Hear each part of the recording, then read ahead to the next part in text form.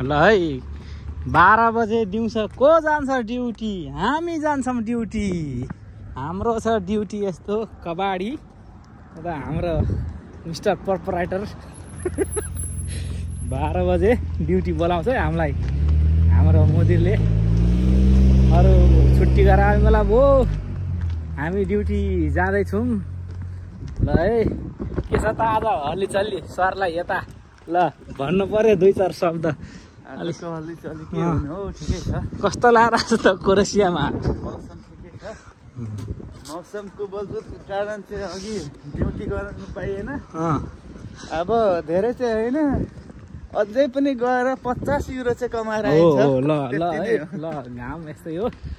ल है कोरेसियामा अब घाम खान आउँछ त्यहाँ आउनु है यतातिर। ल गाह्रो छ है, गाह्रो छ।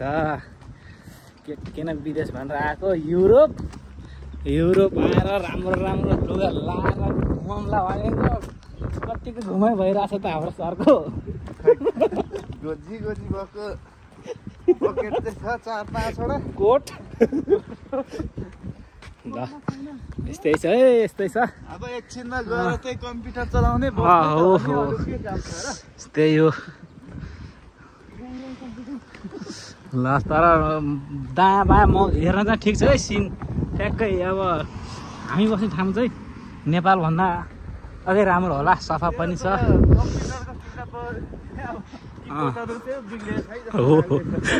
ल अरू त सबै ठिकै छ। ल तर सिन ठ्याक्क ठिक छ, मौसम पनि ठिकै छ।